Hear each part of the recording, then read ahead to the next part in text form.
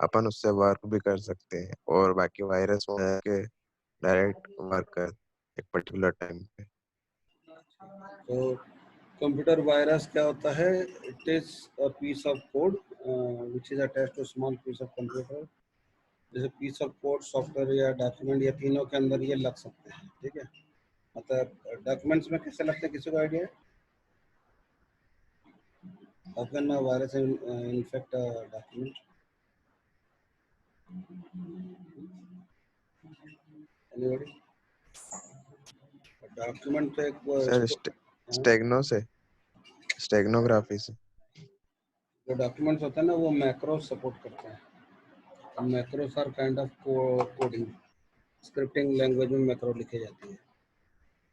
Excel में, word में, power point में आपके वीबी स्क्रिप्ट वाले मैक्रोस आप एम्बेड कर सकते हो। जो एडवांस होता है ना इनका कोर्स, advance word, advance excel, advance power point में you can write macros in VB script. वो उस कोड के अंदर वायरस इन्फेक्ट करते हैं।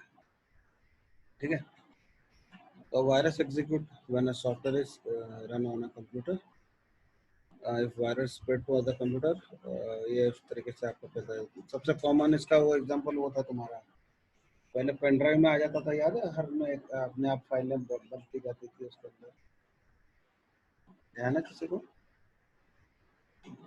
मेन फाइलें छुप जाएगी और बाकी कुछ वो सारी फाइलें वो है ना EXE टाइप के शॉर्टकट लिंक्स बना के रख देता था आपको पेन ड्राइव में, जितनी भी फाइल और फोल्डर है उन सब। किसी को आइडिया है इसका? बीच में वायरस आया था, अभी नहीं आ रही है, पहले आए थे कि आप जैसे पेन ड्राइव सिस्टम में लगाएंगे तो वो पेन ड्राइव में आपको ना अपनी फाइलों की जगह वो सब एग्जीक्यूटेबल टाइप की दिखने लग जाएगी, और जैसे उसको क्लिक करोगे तो वो मतलब वायरस टाइप का कुछ वर्कआउट होता है उसका, है ना? याद है सबको? प्रगति? Yes, sir. The virus is transferred to another through email, file transfer and instant messaging. ये कुछ कॉमन मेथड्स होती है जिनके द्वारा ईमेल आप वायरस ट्रांसफर होते हैं, राइट? देन आपके होता है इसके अंदर पोटेंशियल होता है टू करप्ट और even delete files on your system, है ना? Use email to spread. कई बार आता था ना पहले आपके कोई भी इधर उधर से फर्जी ईमेल आ रहे हैं, उसको अगर आप खोलोगे तो कोई ना कोई इन्फेक्शन वो आपके सिस्टम में दे जाता था। ठीक है, अभी भी आप अनवांटेड मेल खोलोगे तो आजकल वायरसेस कम आते हैं, आजकल वर्म्स, ट्रोजन्स और आपके एडवेयर वगैरह ज़्यादा आते हैं। लेकिन एक ज़माना था जब वायरसेस ज़्यादा आया करते थे, क्योंकि पहले पहले जो था वो वायरस का ही डेवलपमेंट हुआ था, है ना? समझ में आ रहा है सबको? Hello, is it clear to all? कोई तो जवाब दो। Yes, sir. चलो नेक्स्ट इसमें देखते हैं, what is worm? Worm is a self replicating program which is harmful to networks. ठीक है, ये जनरली अपने आप को डुप्लीकेट करते हैं और ये नेटवर्क्स वगैरह पर ऑटोमेटिकली फैलते हैं। ठीक है, and often it works without any user intervention.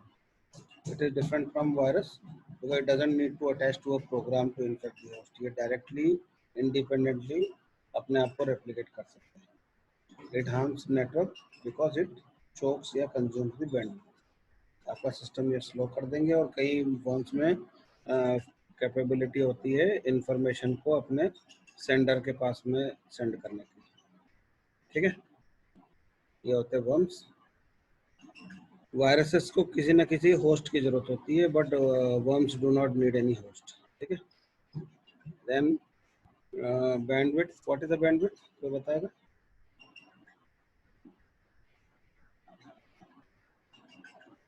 प्रतीक? प्रतीक आज चुप क्यों है भाई? ये भी सिस्टम पे गायब है। हेलो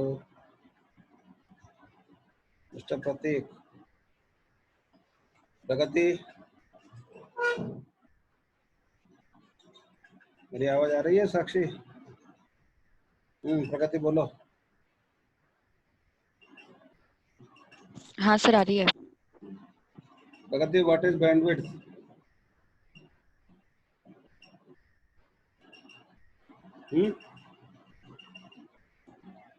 भाई जवाब दो, नहीं तो मैं अगली बार हेलो।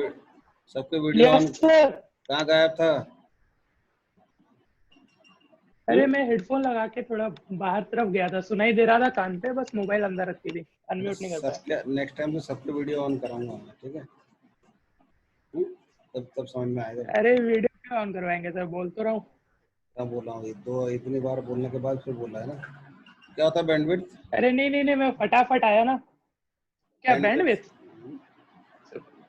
बैंडविड्थ? बैंडविड्थ मतलब वही ना कि किसी पर्टिकुलर वे में कितना, मतलब कितना ज्यादा डेटा फ्लो कर सकता है।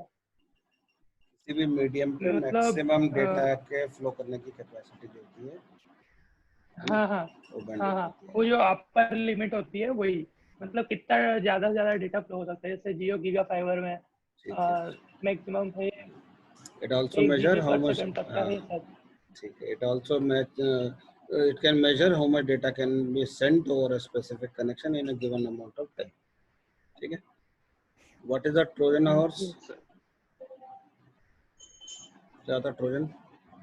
क्या ट्रोजन हॉर्स क्या होता है? ट्रोजन हॉर्स सर वही ना, मतलब मेलिशियस सॉफ्टवेयर अपन बोल सकते हैं, जो कि पर्टिकुलर टाइम के लिए मतलब ये ऐसा प्रोग्राम किया जाता है, और जब वो पर्टिकुलर टाइम और कंडीशन जब मेट हो जाएंगी, जब वो कंडीशन ट्रू हो जाएगी, तो ये ट्रिगर हो जाएगा ये सॉफ्टवेयर, और ना उसके अलावा नहीं होगा। वो वर्म्स वगैरह होते हैं। ट्रोजन वो होता है जो वर्म्स की तरह ही इंडिपेंडेंट रहता है, ऑटोमेटिकली भी वर्क कर सकता है, बट जनरली ये आपको रिमोट एक्सेस देता है। मतलब आप रिमोट से पर्टिकुलर जिसमें ये इंस्टॉल किया है ना, उसकी इंफॉर्मेशन आप अपनी मर्जी से ले सकते हो और उसकी बहुत सारी चीज़ों को कंट्रोल कर सकते हो। जैसे एक प्रकार का ट्रोजन तुम्हारे इसमें डाला जाता है, क्या नाम है, मोबाइल फ़ोन में, तो जो आपका वीडियो और माइक्रोफोन को उनके कंट्रोल में दे देता है सामने वाले। So they can see what your video camera is seeing, and they can hear what your mic is hearing. ठीक है। तो इस तरीके से ट्रोजन जो होता है वो आपको रिमोट एक्सेस या रिमोट कंट्रोल की सुविधा देता है। ठीक है। देन सिक्योरिटी प्रोसीजर्स, हमको क्या करना चाहिए? We should use a security plan to determine what will be done in critical situation. उसी प्रकार से ये कॉन्स्टेंटली अपडेट होना चाहिए ताकि नेटवर्क को जो लेटेस्ट थ्रेड्स है उससे हम लोग पैचिंग कर सकें। It has to be reviewed every year and conduct test to determine areas where security is weak. ये कॉर्पोरेट के उसमें अपन बोल रहे हैं, not on the area of personal systems. Personal computer में क्या करोगे आप लोग इन सब से वो करने के लिए?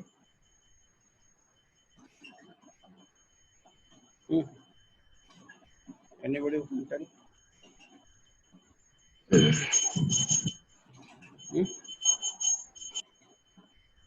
बोलो, कोई तो बोलो। आकाश, राघव, हिमांशु, कुणाल, किसी की आवाज नहीं आ रही है। सर एंटीवायरस या फायरवॉल लगाएंगे ताकि ये सब चीजें होगी। फायरवॉल को रेगुलरली अपडेट भी करना पड़ेगा तुमको, हाँ क्योंकि नए नए आते रहते हैं, तो you have to update it regularly as well. ठीक है। और फालतू किसी ईमेल को जो अननोन उससे आया है उसको क्लिक नहीं करना। ठीक है। मोबाइल में कोई भी अननोन मैसेजेस वगैरह को ओपन नहीं करना। ऐसे बहुत सारी चीज़ें भी करनी रही है ना। ठीक है। देन ये कॉमनली नोन एंटीवायरस सॉफ्टवेयर है। आजकल बहुत सारे नए भी आ गए हैं इसके अलावा, बट एवीजे है, क्विकहिल है, नॉर्टन, मैकेफी है, वास्ट है, ये बहुत कॉमन है। ठीक है। Many of them come free of cost, which you can utilize in your system. ठीक है। एंटीवायरस सॉफ्टवेयर क्या होता है? It is design to detect, disable and remove viruses, worms and trojan before they infect a computer. Becomes outdated quickly and technician is responsible for applying the recent updates. ठीक है। नई organisation होता है वो इसको पॉलिसी के अंतर्गत include करते हैं, stating that the employees are not permitted to install any software that is not provided by the company. ठीक है, वैसे कॉर्पोरेट का तो कल्चर उसमें अलग रहता है। आप वैसे भी आपके पास इतना एक्सेस कंट्रोल नहीं होता कि आपको दूसरा सॉफ्टवेयर इंस्टॉल करना हो दूसरा। ठीक है, अब अगर मान लो एक वायरस होता है जिसका नाम होता है बूट सेक्टर वायरस, तो वो आपका बूट सेक्टर इन्फेक्ट कर देता है सिस्टम को। उस केस में एंटीवायरस कैसे यूज करोगे?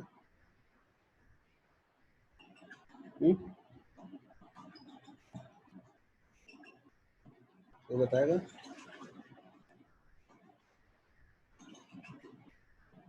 अगर आपका सिस्टम का बूट सेक्टर वायरस इन्फेक्टेड हो गया है तो एंटीवायरस से कैसे मतलब वो इंस्टॉलेशन करके और उसको हटाओगे?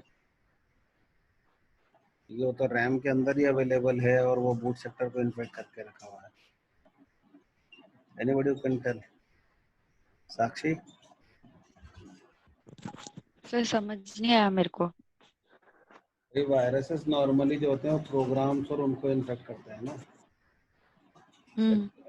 अगर एक प्रकार का वायरस होता है जो बूट सेक्टर को इन्फेक्ट करता है, यानी कि आपका जहाँ से ऑपरेटिंग सिस्टम रीड होता है वो लोकेशन और मेमोरी में वो रेसिडेंट होता है। तो एंटीवायरस अगर आएगा तो उसको वो पहले ही समझ जाएगा वो मेमोरी में तो एक्टिव है, तो उस केस में कैसे उसको हटाया जाता है? बूट सेक्टर वायरस को कैसे क्लीन करेंगे?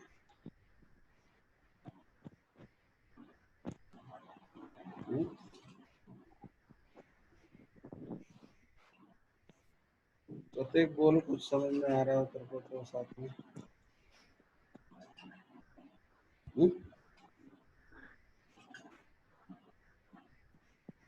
उसमें बोलो, कोई है, किसी को आइडिया है?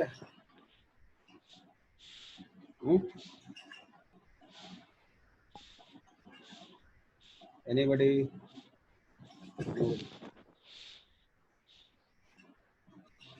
किसी को नहीं मालूम? आकाश? क्या सर?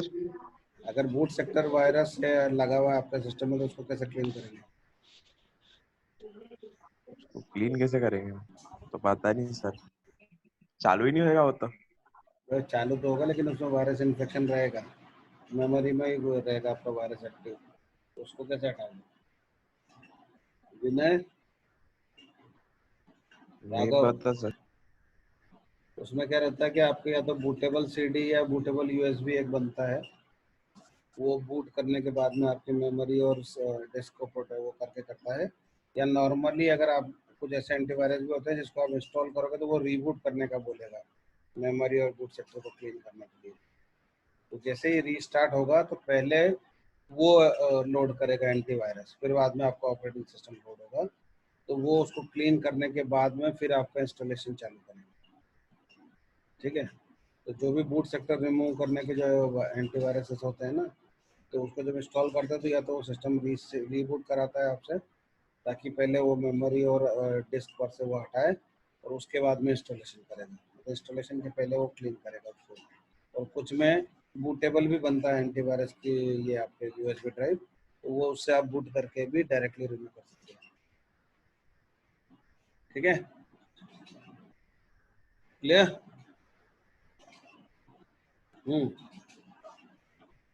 साक्षी? तो कोई हाँ ना तो सर बोला, यस सर। हाँ ना बोला करो भाई, रिस्पॉन्सेस के बगैर नहीं समझ में आएगा। नहीं, ठीक है। सो डेटा एन्क्रिप्शन क्या होता है? Data encryption it involves codes and cyphers.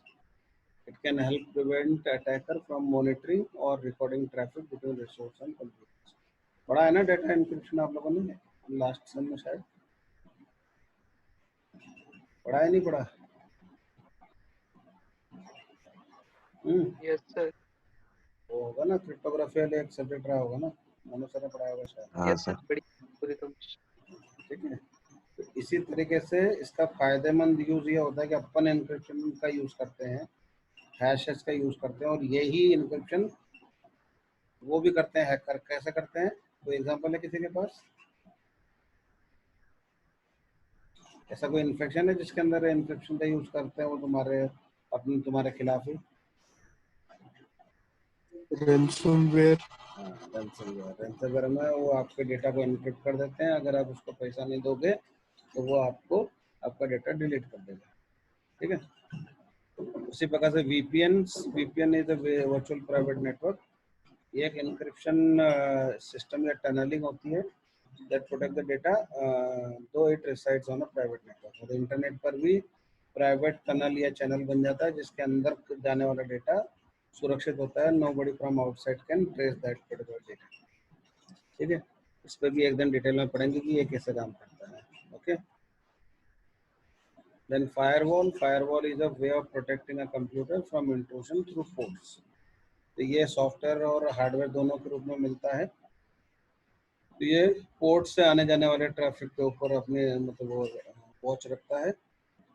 With port connection user can control the type of data sent to a computer by selecting which port will be open and which will be secure. ठीक है, उसी प्रकार से traffic क्या होता है, the data being transported on a network. आप कहीं और ऐसे मॉनिटरिंग सिस्टम से भी ट्रैफिक मॉनिटर कर सकते हो जिससे आपको आइडिया लग जाएगा कि इसके अंदर कोई इन्फेक्शन वगैरह या कोई अटेम्प्ट तो नहीं हो रहा है इंट्रूजन। ठीक है, सर पोर्ट्स क्या होते हैं? क्या होता है पोर्ट्स क्या होते हैं? पोर्ट्स पोर्ट एक तो वो होता है बंदरगाह जहाँ अपने शिप्स चलते हैं। हाँ। दूसरा होता है कि कंप्यूटर में से अगर आप जैसे एग्जांपल के नेट पे कनेक्टेड हो तो आपको बीच में मिनिमम कौन सा डिवाइस लगाना पड़ेगा,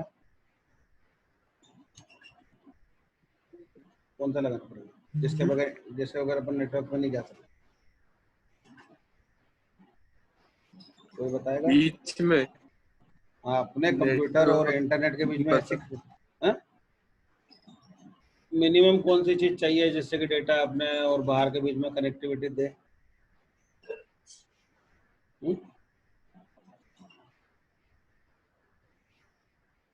network interface card. Network card. ठीक है, तो मिनिमम एक नेटवर्क कार्ड चाहिए जिससे कि अपना कंप्यूटर बाहर वाले से कनेक्ट कर सके, जो राउटर से या गेटवे से या किसी से भी। तो एक नेटवर्क इंटरफेस कार्ड, तो नेटवर्क इंटरफेस कार्ड का एक वायर लगाने का पॉइंट होता कि नहीं होता है ना? वो एक तरीके से एक लैन पोर्ट हो गया है। उसी प्रकार से आप अगर जहाँ आपका ये स्कैनर लगाते हो वो यूएसबी के जितने ये सारे पोर्ट्स हैं, है ना? इसी प्रकार से आपका कीबोर्ड माउस का पोर्ट होता है। ठीक है, तो हर एक में डेटा ट्रांसफर तो हो रहा है। जैसे लैन में ज़्यादा अच्छा होता है, यूएसबी में अच्छा होता है, कीबोर्ड माउस में कम होता है, लेकिन ये सारे पोर्ट्स हैं किसी न किसी प्रकार के। तो इसी प्रकार से सॉफ्टवेयर के पोर्ट्स भी होते हैं। ठीक है, तो ऐसे हार्डवेयर के तो गिनती के 15-16 पोर्ट मैक्सिमम आप रख सकते हो। आपके सॉफ्टवेयर में कई हजार पोर्ट्स बनते हैं जो सिस्टम यूज करता है आपस में कनेक्टिविटी के लिए। ठीक है, जैसे एग्जांपल के लिए कि आप अगर इंटरनेट पे जाते हो तो कौन सा पोर्ट एक्टिव रहता है, किसी को पता है?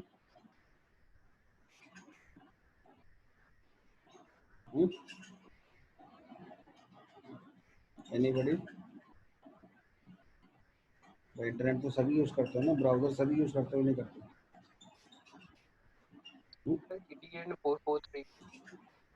नहीं, अपने HTTP का जो पोर्ट है वो 80 है। 80 जनरली। ठीक है, HTTPS का 80 पोर्ट, सर 80। हाँ, HTTPS का पोर्ट चेंज हो जाएगा, वो शायद 443 होता है। उसी प्रकार से अगर SMT 80 होता है HTTP का, और आपके जैसे मेल करोगे तो SMTP और इनके पोर्ट अलग होते हैं। टेलनेट का ऐसे हर एक सर्विस का एक पोर्ट नंबर असाइन होता है। ठीक है, तो उस तरीके से सॉफ्टवेयर पोर्ट्स भी होते हैं, हार्डवेयर पोर्ट्स भी होते हैं जहां डेटा का आना और जाना होता है, और उसी पर आपके ये बोलते हैं इंट्रूजन होता है, और वहीं पर फायरवॉल भी काम करता है। ठीक है, तो फायरवॉल के अंदर जैसे एग्जांपल के लिए कि विंडोज 7 में एक फायरवॉल रहती है इनबिल्ट, आपके 10 में भी रहती है। ठीक है, उसमें स्टार्ट में जाओगे, कंट्रोल पैनल में जाओगे और फायरवॉल खोलोगे, तो लेफ्ट में जैसा ऑप्शन, ये बहुत पुराना बता रहा है, नए में आप कर सकते हो कि आप फायरवॉल को ऑन ऑफ कर सकते हो लेफ्ट पैनल से, और उसमें फिर बहुत सारे एडवांस सेटिंग्स भी होते हैं कि अपने को क्या अलाउ करना है, क्या नहीं अलाउ करना है। तो कई बार आप वेबसाइटों की लिस्ट दे सकते हो जिसमें वाइट लिस्ट और ब्लैक लिस्ट होती है। तो जो वेबसाइटें आप नहीं खोलने देना चाहते हो उनको आप ब्लैक लिस्ट में लिख के या कॉपी पेस्ट कर सकते हो। और जिनको अलाउ करना है उनको वाइट लिस्ट वाले उसके अंदर कॉपी पेस्ट कर सकते हो इस तरीके से। ये एक छोटे लेवल का है, इसको ज़्यादा एडवांस लेवल पे जो कमर्शियल फायरवॉल आते हैं उसमें बहुत सारी सेटिंग्स होती है, क्योंकि उसमें आप कीवर्ड्स भी डाल सकते हो, कीवर्ड के आधार पे भी वो अलाउ करेगा या नॉट अलाउ करेगा, ऐसे बहुत सारे ऑप्शंस रहते हैं। ठीक है, एक दिन जिस दिन अपन फायरवॉल डिस्कस करेंगे 2-4 एक्चुअल एग्जांपल के स्क्रीनशॉट लेके समझेंगे। ठीक है, ओके। तो समझ में आया यहाँ तक सबको?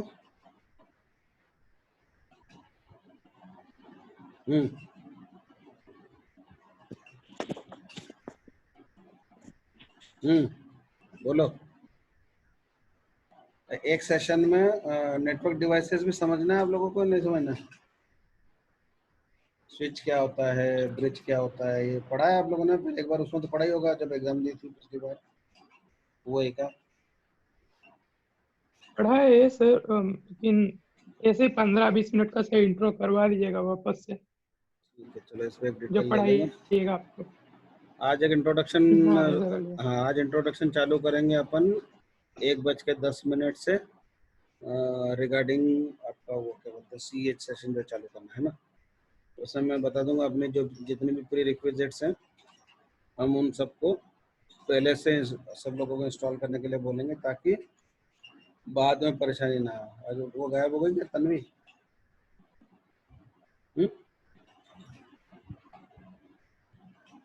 कहाँ है तन्वी?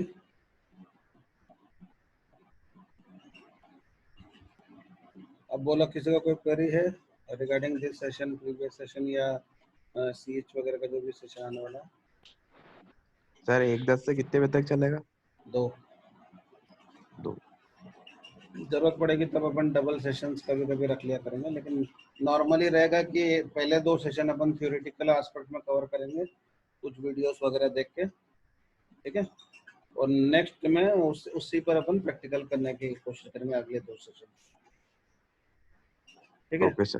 तो एक वीक अपना रहेगा थ्योरेटिकल और वीडियो बेस पर, और नेक्स्ट सेशन आपको उस पर प्रैक्टिकल करके हैंड्स ऑन करना जरूरी है, क्योंकि वो जब तक वो नहीं करोगे तब तक आगे बढ़ने का कोई फायदा नहीं है। ठीक है, क्लियर? साक्षी के बहुत सारे पैसे बच जाएंगे। क्यों साक्षी?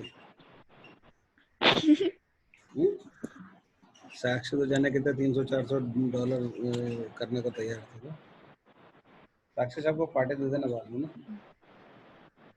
हाँ सर, ले लेना आप। मैं ले लेना, बाकी क्लास का क्या होगा? सर वो आप वो बता रहे थे ना बूट सेक्टर वायरस का, सर वो तो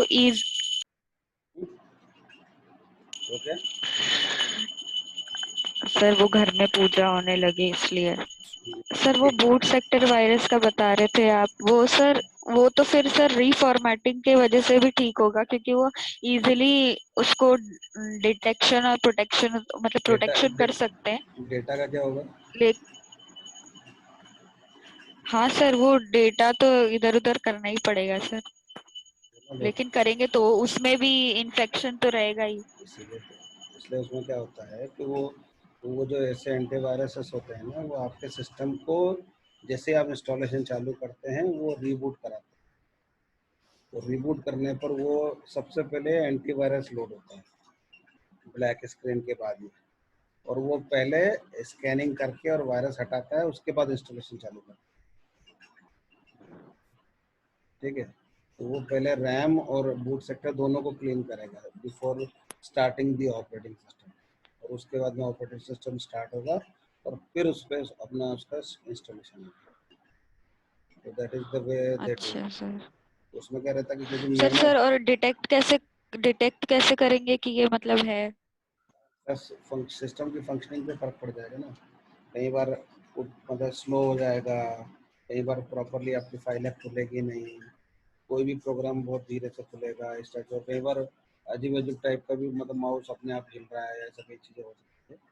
तो उसको परफॉर्मेंस वाइज आप चेक कर सकते हो, बैंडविड्थ वगैरह या परफॉर्मेंस से तो पता लग जाएगा उसके अंदर कि भाई एकदम हार्ड डिस्क खाली है आपकी, आपका रैम काफ़ी क्लियर है, कुछ भी नहीं चला रहे हो तो भी आपका सिस्टम एकदम स्लो चल रहा है, प्रोग्राम प्रॉपरली नहीं चल रहा है, कई बार करप्शन एरर आ जा रही है इस टाइप की। वो सारी, जो मेमोरी में है तो प्रॉपरली मेमोरी को यूज करने नहीं देगा ना, मेमोरी मैनेजमेंट और फाइल मैनेजमेंट पे इम्पैक्ट डालता है। हाँ सर, वो मेमोरी को ही टारगेट करेगा ना। स्टोरेज और मेमोरी दोनों, ठीक है। हाँ। और बता कोई क्वेरीज? नहीं सर, आपकी क्लास 1:10 से है ना? कितने बजे से नेक्स्ट क्लास अपने आप लोगों की? सर नेक्स्ट क्लास तो अभी 10:30 तक चलेगा शायद, 10:40 से है। 10:40। इसकी next class? Sir next class, एक मिनट। MFM प्रिया मैम की। हाँ सर, वो माइक्रो फोकस की है। आज तुम्हारे को इसकी वेबसाइट भी मैं वो करके दे दूंगा, और आपके असाइनमेंट्स वगैरह भी कुछ ऑनलाइन अपलोड कर दूंगा, तो एक बार देख लेना, ठीक है। हाँ सर। तो उससे एक तो असाइनमेंट्स और कुछ 1-2 टेस्ट में डिजाइन कर दूंगा, तो वो अटेम्प्ट कर लेना और मुझे उसको भेज देना, ताकि तुम्हारे जो डॉक्यूमेंटेशन में दिखाने के लिए वो जरूरत पड़ेगी, ठीक है। तो आज चेक कर लेना, तो आपके प्रोबेबली यूनिट 1 के अंदर से थोड़ा बहुत हुआ तो यूनिट 2 के अंदर से कुछ असाइनमेंट्स और 1 या 2 टेस्ट मैं ऑनलाइन अपलोड कर दूंगा। असाइनमेंट का एक टैब बन जाएगा, है असाइनमेंट का टैब ऑलरेडी, उसके अंदर असाइनमेंट्स आ जाएंगे आपके। अभी कुछ है ऑलरेडी तो उसमें, लेकिन ये पूरा क्वेश्चन बैंक लंबा हो गया, ठीक है। आप चाहो तो नीचे कर सकते हो, इसको नीचे दे रखा है एक असाइनमेंट, उसके अंदर एक असाइनमेंट है जिसमें click jacking, tab jacking, ransomware वगैरह इन सब के बारे में बोला, तो सब लोग ऑनलाइन होता है असाइनमेंट वाला सेक्शन मेरे उसका।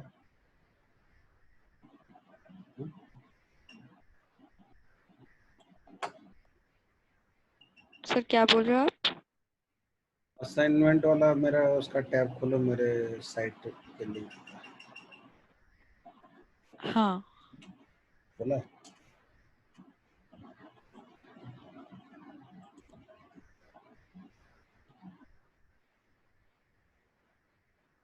तो मैं सबको मेरी साइट मालूम है ना?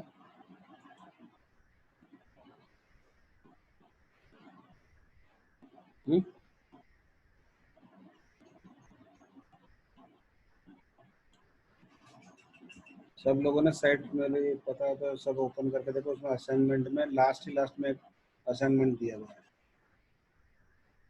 असाइनमेंट 2 करके।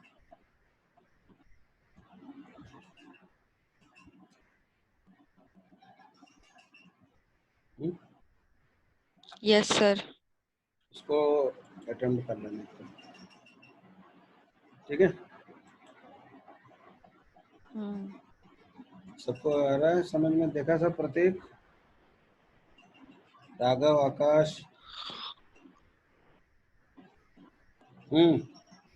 रिस्पॉन्ड।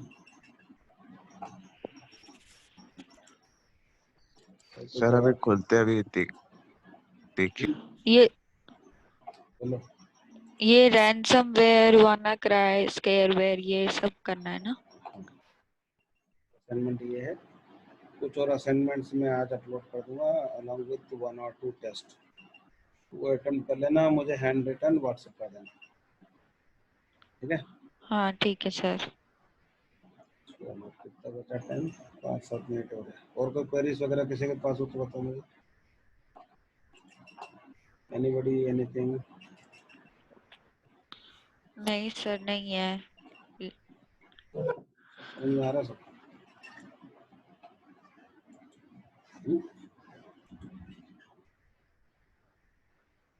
हाँ जी।